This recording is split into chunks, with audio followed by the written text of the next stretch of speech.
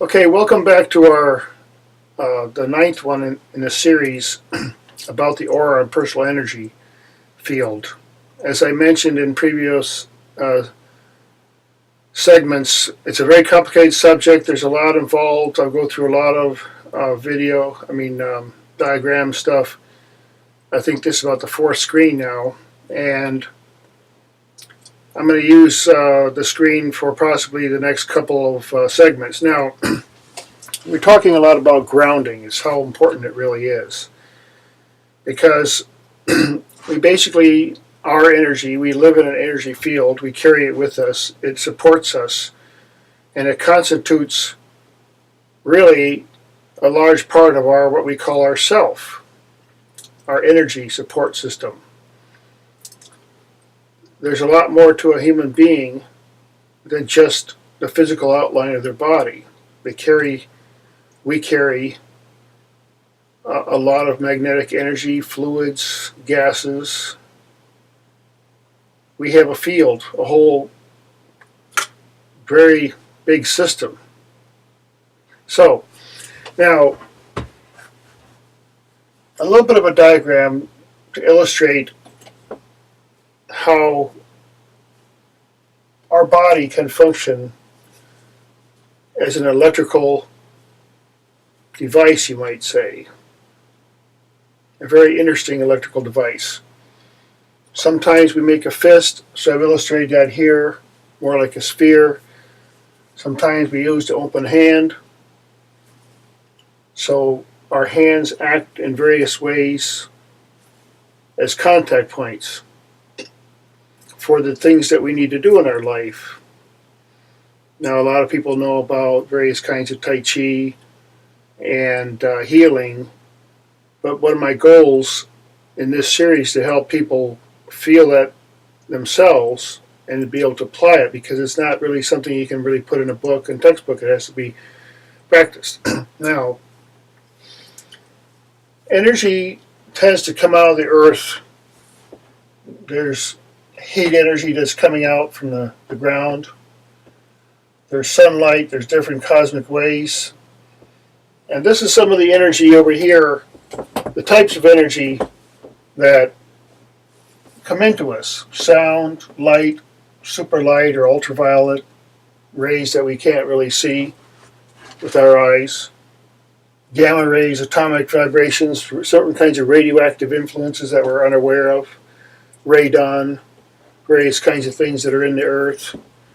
Ions, air differential pressures.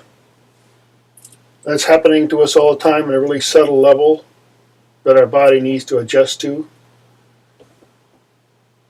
And a vast number of electric fields, especially in modern days. You walk in a building or in your own home, it's just, if you could think of snakes, and every time you saw electric current, and you thought, well, there's a snake, and you saw a wire, there's a snake of coils of electronic vibration stuff that's happening there.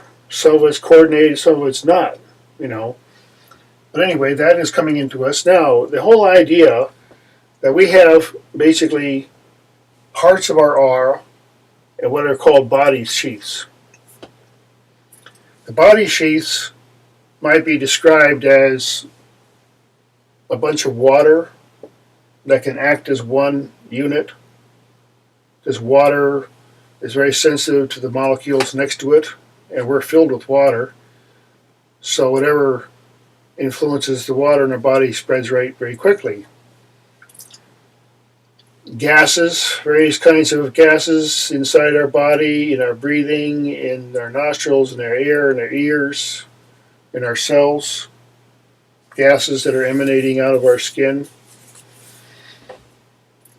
that contact with gases outside. Light body, there's light energy inside us. Spinning electrons, shining. There's a DNA network, some very incredible stuff in there. Storage of information. And our aura is involved in our senses, in our glands, and in our balance, among other things. So in the aura we have, the aura acts There's the circulatory parts. There are sensory electromagnetic aspects of it. Light coming in. We need to receive light. It's the light that's coming into us, just like our Earth gets shielded by an atmosphere. And without that atmosphere, we'd be fried. Our body has a light protection around it, part of the network of atoms that we are.